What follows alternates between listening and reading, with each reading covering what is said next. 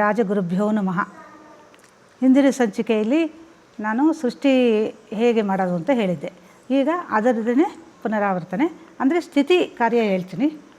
ಈಗ ನಾವು ಈ ಥರ 5 ಮನೆಗಳು ಬರ್ಕೋಬೇಕು. ಫಸ್ಟು ಹೀಗೆ ಚೌಕಾಬಾರಕ್ಕೆ ಬರ್ಕೊತೀವಲ್ಲ, ಅದೇ ಥರ 5 ಮನೆಗಳು: ಆಕಾಶ, ವಾಯು, ತೇಜ, ಅಪ್ಪು, ಪೃಥ್ವಿ. ಇದ್ರ ಮಧ್ಯೆ ಏನಪ್ಪ ಅಂದರೆ, ಇದೇ ನಮ್ಮ ದೇಹ. ಇದರ ಮಧ್ಯೆ ನಮಗೆ 3 ಇಡ, ಪಿಂಗಳ, ಮಧ್ಯದಲ್ಲಿ ಸುಷುಮ್ನಾ ನಾಡಿ ಅಂತ ಬರುತ್ತೆ. ಇಲ್ಲಿ ಇಡ, ಪಿಂಗಳ, ಸುಷುಮ್ನಾ ನಾಡಿ, ಇದು ನಮ್ಮ ದೇಹದ ರಚನೆ. ಇಲ್ಲಿ ಭಗವಂತ, ನಾವು ಹೇಳಿದ್ರಲ್ಲ ದೇವತೆಗಳೆಲ್ಲ, ಭೂಮಿ ಕೊಡಪ್ಪ, ನಾವು ಈ ಜೀವನ ಸೃಷ್ಟಿ ಮಾಡಬೇಕಲ್ಲ, ನೀನು ಸೃಷ್ಟಿ ಮಾಡಿದ ಮೇಲೆ ಅವರು ಸಾಧನೆ ಮಾಡ್ಕೊಳ್ಳೋಕ್ಕೋಸ್ಕರ ದೇಹ ಕೊಟ್ಟು ಎಲ್ಲ ಮಾಡ್ತೀನಿ ಅಂತ ಹೇಳಿದ್ರೆ ಇವಾಗ ಭೂಮಿ ಕೊಟ್ಟಿದ್ದೆ. ಇನ್ನು ಮುಂದೆ ಇದರ ಪಚನ ಕ್ರಿಯೆ ಇದು ಎಲ್ಲ ವಾದಿರಾಜರು ಹೇಳಿದ್ದಾರೆ. ಈಗ ನಾವು ಇದಕ್ಕೆಲ್ಲ ಗೋಪಿಚಂದ್ರದಲ್ಲಿ ಕಾಯಿಗಳು ಮಾಡ್ಕೊಂಡಿದ್ದೀನಿ. ವಾಯುದೇವರು ಇಲ್ಲಿ, ಪಂಚಪ್ರಾಣ ವಾಯುದೇವರು, ಪಂಚ ಜ್ಞಾನೇಂದ್ರಿಯಕ್ಕೆ ರುದ್ರದೇವರು, ಪಂಚ ತನ್ಮಾತ್ರಗಳಿಗೆ ಶೇಷದೇವರು, ಪಂಚ ಮಹಾಭೂತಗಳಿಗೆ ಫಸ್ಟ್ನಲ್ಲಿ ಗಣೇಶ. ಹೀಗೆ ಇವೆಲ್ಲ ಕಾಯಿಗಳು ಇದರಲ್ಲೇ ಮಾಡ್ಕೋಬೋದು. ಇದು ಬೇರೆ ನಿಮಗೆ ಸ್ಟೋರಲ್ಲಿ ಇದಕ್ಕೆ ಹೋದಾಗ ವಿದ್ಯಾಪೀಠದ ಹತ್ರ ಸಿಗುತ್ತೆ, ಇದರೆಲ್ಲ ಪ್ರತಿಮೆಗಳೇ ಸಿಗುತ್ತೆ. ಇದೆಲ್ಲ ಆದಮೇಲೆ ನಾವು ಆಲದೆಲೆ ಮೇಲೆ ಪರಮಾತ್ಮ ಮಲ್ಕೊಂಡಿದ್ದಾನೆ ಅಂತ ಹೇಳಿದ್ದೆ ಲಾಸ್ಟ್ ಸಂಚಿಕೆಯಲ್ಲಿ. ಇನ್ನು ಮುಂದಿನ ಭಾಗ ಇದು ಏನಪ್ಪ ಅಂದರೆ, ಆಗ ಭಗವಂತನ ಎಬ್ಬಿಸ್ತಾಳೆ ಆಮ್ರಣಿ ದೇವಿ. ಪರಮಾತ್ಮ 2 ರೂಪ ತಗೊತಾನೆ, ಕಾಲ, ಪುರುಷ. ಇದರಿಂದ 5 ರೂಪಗಳು ವ್ಯಕ್ತವಾಗುತ್ತೆ: ನಾರಾಯಣ, ವಾಸುದೇವ, ಸಂಕರ್ಷಣ, ಪ್ರದ್ಯುಮ್ನ, ಅನಿರುದ್ಧ. ಅದರಿಂದ 10 ಮತ್ಸ್ಯಾದಿ ರೂಪಗಳು, ಅದರಿಂದ 24 ಕೇಶವಾದಿ ರೂಪಗಳು, ಅದರಿಂದ 51 ಅಜಾದಿ ವರ್ಣಾಕ್ಷರಗಳು, ಅದರಿಂದ ನಾರಾಯಣಾದಿ 100 ರೂಪಗಳು, ಅದರಿಂದ ವಿಶ್ವಾದಿ 1000 ರೂಪಗಳು, ಅದರಿಂದ ಅನಂತ ರೂಪಗಳು ತಗೊತಾನೆ ಭಗವಂತ. ಹಾಗೆ ಲಕ್ಷ್ಮೀದೇವಿ ಕೂಡ ಅನಂತ ರೂಪಗಳನ್ನು ತಗೊತಾಳೆ. ಸರಿ, ಪ್ರಾರ್ಥನೆ ಮಾಡಿರುವೆಲ್ಲ ಏನಾದರೂ ಕೊಡು ಅಂದಾಗ ಭಗವಂತನ ಆಜ್ಞೆಯ ಮೇರೆಗೆ, ಅವನ ಇಚ್ಛೆಯ ಮೇರೆಗೆ ಲಕ್ಷ್ಮೀದೇವಿ, ಆಂಬ್ರಿಣಿ ದೇವಿ 1 ಗಂಟನ್ನು ಕೊಡುತ್ತಾಳೆ. ಇದರಲ್ಲಿ ಸತ್ವಗುಣ, ತಮೋಗುಣ, ಸತ್ವಗುಣ, ರಜೋಗುಣ, ತಮೋಗುಣ ಇಷ್ಟು ಕೊಡ್ತಾಳೆ. ಈ ಶುದ್ಧ ತತ್ವವನ್ನು ಮುಕ್ತರಿಗಾಗಿ ತೆಗೆದಿಟ್ಟು ಮಿಕ್ಕ ತತ್ವದಿಂದ ಅವ್ಯಕ್ತ ತತ್ವ ಸೃಷ್ಟಿ ಮಾಡ್ತಾನೆ. ಅದಕ್ಕೆ ಅಭಿಮಾನಿಗಳು ಲಕ್ಷ್ಮೀದೇವಿಯರು. ಅದರಿಂದ ಇಷ್ಟು ರಜೋಗುಣ, ಇಷ್ಟು ಸತ್ವಗುಣ ಅಂತ ತಗೊಂಡು ಮಹತ್ತತ್ವ ಸೃಷ್ಟಿ ಮಾಡ್ತಾನೆ. ಅದಕ್ಕೆ ಅಭಿಮಾನಿಗಳು ಬ್ರಹ್ಮವಾಯುಗಳು. ಅದರಿಂದ ಅಹಂಕಾರ ತತ್ವ ಉಂಟಾಗುತ್ತೆ. ಅದಕ್ಕೆ ಅಭಿಮಾನಿಗಳು ಗರುಡ, ಶೇಷ, ರುದ್ರದೇವರು. ಅದರಿಂದ 3 ಪ್ರಭೇದಗಳು ಉಂಟಾಗುತ್ತೆ: ವೈಕಾರಿಕ, ತೈಜಸ, ತಾಮಸ. ವೈಕಾರಿಕದಿಂದ ದೇವತೆಗಳ ಮನಸ್ಸು, ದೇಹ ಹುಟ್ಟುತ್ತೆ. ತೈಜಸದಿಂದ ಪಂಚಜ್ಞಾನೇಂದ್ರಿಯ, ಪಂಚಕರ್ಮೇಂದ್ರಿಯ. ತಾಮಸದಿಂದ ಪಂಚ ತನ್ಮಾತ್ರಗಳು ಹಾಗೂ ಪಂಚ ಮಹಾಭೂತಗಳು ಸೃಷ್ಟಿಯಾಗುತ್ತೆ. ಇದನ್ನೆಲ್ಲ ಈಗ ಬರೆದಿರೋದ್ರಿಂದ ನಾವು ಈ ಪಚನಕ್ರಿಯೆ ಹೇಗೆ ಮಾಡೋದು ಅಂತ ವಾದಿರಾಜರು ಹೇಳಿದ್ದಾರೆ. ಫಸ್ಟು ಇವನ್ನೆಲ್ಲ ನಾವು ಕಾಯಿಗಳು ನೋಡ್ಕೋಬೇಕು. ಈ ಕಾಯಿಗಳಲ್ಲಿ ಎಲ್ಲನೂ ನಾವು ಬಣ್ಣ ಹಾಕಿರೋದು ಇದಕ್ಕೆಲ್ಲ ಗೊತ್ತಾಗಲಿ ಅಂತ. ಆಕಾಶ 9 ಇಟ್ಕೋಬೇಕು. ಆಕಾಶಕ್ಕೆ ಕಪ್ಪು ಬಣ್ಣ 9. ಇದು ವಾಯುಗೆ ನೀಲಿ ಬಣ್ಣ, ಬ್ಲೂ. ಷಟ್ಕೋಣ ನೋಡಿರಿ, ಇದು ತ್ರಿಕೋಣ, ಇದು ರೌಂಡಾಗಿರುತ್ತೆ. ವಾಯುವಿಗೆ ಷಟ್ಕೋಣ, 6 ದಳದ ಕಮಲ. ವಾಯು 9 ಇಟ್ಕೊಂಡಾಗ ನಮಗೆ ಆಟ ಚೆನ್ನಾಗಿ ಬರುತ್ತೆ. ಇದನ್ನು ಒಬ್ಬರೇ ಕೂತ್ಕೊಂಡು ಆಡ್ಬೋದು, ಕೂತ್ಕೊಂಡು ಆಡ್ತಾ ಇದ್ದಾಗ ಎಷ್ಟು ಜನ ಬೇಕಾದ್ರೂ ನೋಡಬಹುದು. ಆಮೇಲೆ ತ್ರಿಕೋಣಾಕೃತಿ ತೇಜ, ರೆಡ್ ಅಂದರೆ ಬೆಂಕಿ ಇದು ಅಲ್ವಾ. ಆಕಾಶ, ವಾಯು, ತೇಜ ಅಂದರೆ ಅಗ್ನಿ. ಇದು 9 ಕಾಯಿಗಳು. ಇದು ಅಪ್ಪ ಅಂದರೆ ನೀರು. ಇದಕ್ಕೆ ಅರ್ಧಚಂದ್ರಾಕೃತಿ, ಬಣ್ಣ ಇಲ್ವಲ್ಲ, ಇದಕ್ಕೆ ನಾವು ವೈಟ್ ಹಾಕಿದ್ದೀವಿ. ಪುಸ್ತಕದಲ್ಲಿ ನಿಮಗೆ ಪುಸ್ತಕ ಎಲ್ಲ ಬೇಕು, ಇದ್ರ ವಿವರ ಎಲ್ಲ ಬೇಕು ಅಂದರೆ ವಿದ್ಯಾಪೀಠದಲ್ಲಿ ಬುಕ್ ಹೌಸಲ್ಲಿ ಸಿಗುತ್ತೆ, ಬುಕ್ ಸ್ಟೋರಲ್ಲಿ. ಫಸ್ಟು ನೀವು ಇದು ಹೇಗೆ ಆಡೋದು ಅಂತ ತಿಳ್ಕೊಂಡ್ರೂ ಎಷ್ಟೋ ಸಾರ್ಥಕ ಪುಣ್ಯ ಬರುತ್ತೆ. ಇದು ಪೃಥ್ವಿಗೆ ಚತುಷ್ಕೋಣ, 4 ಮೂಲೆ. ಇದಕ್ಕೆ ಹಳದಿ ಕಲರ್ ಹಾಕಿದ್ದೀನಿ. ಹೀಗಾಯಿತಾ.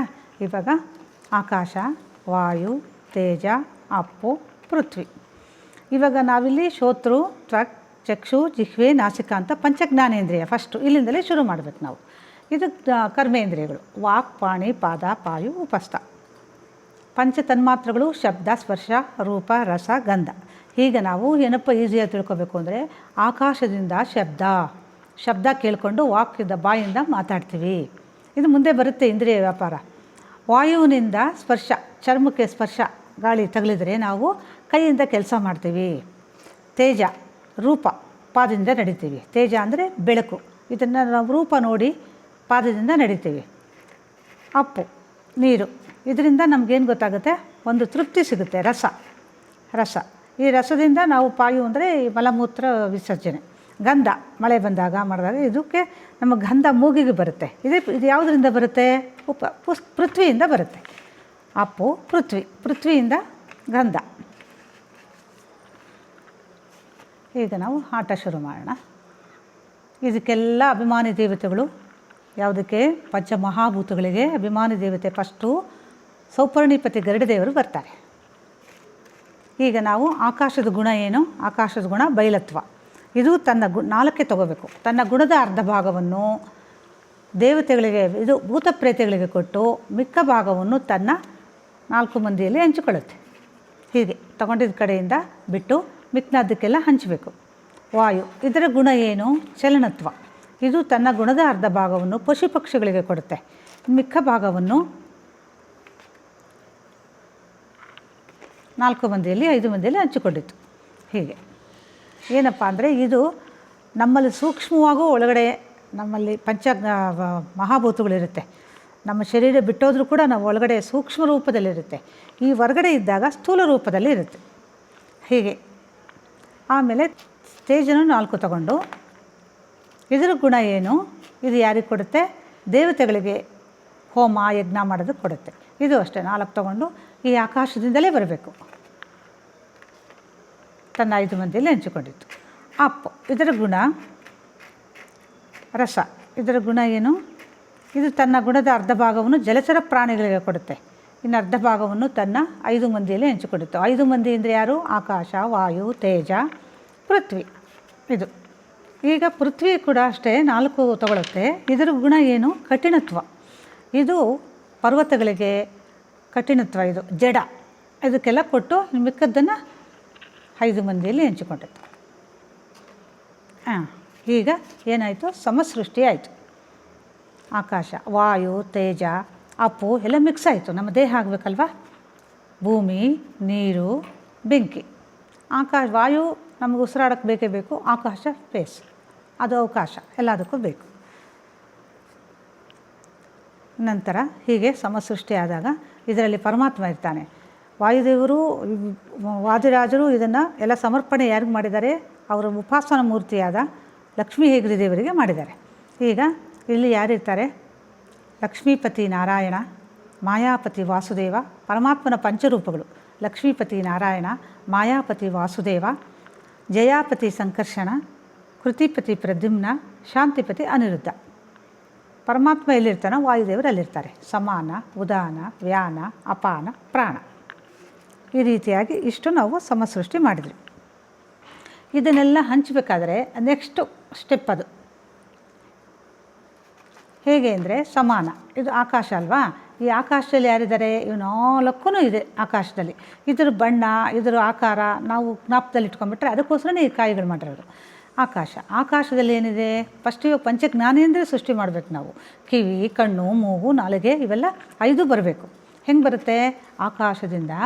ಆಕಾಶದಲ್ಲಿದ್ದ ತೇಜ ಆಕಾಶದ ಭಾಗವನ್ನು ತೆಗೆದುಕೊಂಡು ತನ್ನ ಮನೆಗೆ ಬರುತ್ತಿರಲಿಕ್ಕೆ ಈ ತೇಜದ ಮನೆ ಇದು. ಆಯಿತಾ? ಪಂಚಜ್ಞಾನೇಂದ್ರಿಯದಲ್ಲಿ ಮಧ್ಯದ ಮನೆ ತೇಜ. ಈ ತೇಜದ ಮನೆ ಒಳಗಿಂದ ತಗೊಂಡು ಎಲ್ಲದಕ್ಕೂ ಹಂಚಿರ್ತೀವಿ ನಾವು ಅವ್ರವ್ರ ಮನೆಯಿಂದ. ಹಾಗೆ ಆಕಾಶದ ಮನೆಯಲ್ಲಿದ್ದಂತೆ ತೇಜ ಆಕಾಶದ ಭಾಗವನ್ನು ತೆಗೆದುಕೊಂಡು ಬರುತ್ತಿರಲಿಕ್ಕೆ ಏನು ಬಂತು? ಕಿವಿ, ಶ್ರೋತೃ ಹುಟ್ಟಿತು. ವಾಯುವಿನಲ್ಲಿ ಏನಿದೆ? ವಾಯುವಿನಲ್ಲಿ ಕೂಡ ನಾವು ತೇಜ ಇಟ್ಟಿದ್ದೀವಿ. ವಾಯುವಿನ ಭಾಗ ತೆಗೆದುಕೊಂಡು ಬರುತ್ತಿರಲಿಕ್ಕೆ ತ್ವಕ್ ಕೊಟ್ಟಿತ್ತು, ಚರ್ಮ. ಇದರಿಂದ ನಾವು ಸ್ಪರ್ಶ ಬರುತ್ತೆ, ಇದರಿಂದ ಕೆಲಸ ಮಾಡ್ತೀವಿ. ಇದು ಇದರ ಮನೆ, ಇದನ್ನು ಮುಟ್ಟೋದು ಬೇಡ. ಈಗ ಅಪ್ಪಿನ ಮನೆಯಲ್ಲಿ ಕೂಡ ನಾವು ತೇಜ ಇಟ್ಟಿದ್ದೀವಿ ಅಲ್ವಾ? ಈ ತೇಜ, ಅಪ್ಪಿನ ಮೇಲೆ ಇದ್ದಂಥ ತೇಜ ಅಪ್ಪಿನ ಭಾಗವನ್ನು ತೆಗೆದುಕೊಂಡು ಬರೋದಕ್ಕೆ ಜಿಹ್ವೆ ಹುಟ್ಟಿತು. ಈ ಬೆಂಕಿಗೆ ನಾವು ನೀರು, ಅದು ರಸ. ನಾಲಿಗೆಯಲ್ಲಿ ಅದು ನೀರು ಬರುತ್ತಲ್ವ ನಮಗೆ. ಏನಾದರೂ ಒಂದು ಉಪ್ಪಿನಕಾಯಿ ನೋಡಲಿ, ಒಂದು ಇದು ನೋಡಲಿ, ರಸ ಬರುತ್ತೆ. ಆ ರಸನೇ ಇದು. ಅದಕ್ಕೆ ಇದನ್ನು ಇಲ್ಲಿ ತೊಗೊಂಬಂದ್ವಿ. ಪೃಥ್ವಿಯಲ್ಲಿದ್ದಂಥ ತೇಜ ಪ್ರತಿ ಭಾಗವನ್ನು ತೆಗೆದುಕೊಂಡು ಬರೋದ್ರಲ್ಲಿಗೆ ನಾಸಿಕ ಹುಟ್ಟಿತ್ತು, ಗ್ರಹಣ, ವಾಸನೆ, ಗಂಧ, ನಮಗೆ ವಾಸನೆ ಬರಬೇಕಲ್ಲ, ಈ ಪೃಥ್ವಿ ಭಾಗ. ಅದಕ್ಕೋಸ್ಕರ ನಾವು ಇದಕ್ಕೇನೆಲ್ಲ ಮಿಕ್ಸ್ ಮಾಡಿರ್ತೀವಿ ಇದನ್ನು. ಈಗ ಪಂಚಜ್ಞಾನೇಂದ್ರಿಯಗಳಾದ ಶ್ರೋತೃ, ತ್ವಕ್, ಚಕ್ಷು, ಜಿಹ್ವೆ ಅಂದರೆ ನಾಲಿಗೆ, ನಾಸಿಕ, ಗ್ರಹಣ ಇವಿಷ್ಟು ಹುಟ್ಟಿತ್ತು. ಯಾವುದ್ರ ಮನೆಯಲ್ಲಿ? ತೇಜದ ಮನೆಯಲ್ಲಿ. ಇದು ಮೊದಲು ಕಷ್ಟ ಅನಿಸುತ್ತೆ ನಿಮಗೆ, ಅದು ನಿಧಾನಕ್ಕೆ ಮಾಡ್ತಾ ಮಾಡ್ತಾ ಗೊತ್ತಾಗುತ್ತೆ. ಕಷ್ಟ ಏನೂ ಇಲ್ಲ. ಆಕಾಶದಿಂದ ಮಾತು, ವಾಯುವಿನಿಂದ ಕೆಲಸ, ಪಾಣಿಯಿಂದ ಕೆಲಸ, ತೇಜದಿಂದ ರೂಪ, ಪಾದದಲ್ಲಿ ನಡೀತೀವಿ, ಅಪ್ಪುವಿನಿಂದ ಮಲ ವಿಸರ್ಜನೆ, ಮೂತ್ರ ವಿಸರ್ಜನೆ, ಇದೆಲ್ಲ ಪಾಯು ಹೊಟ್ಟೋಗುತ್ತೆ. ರಸದಿಂದ ನೀರು ಕುಡಿತೀವಿ.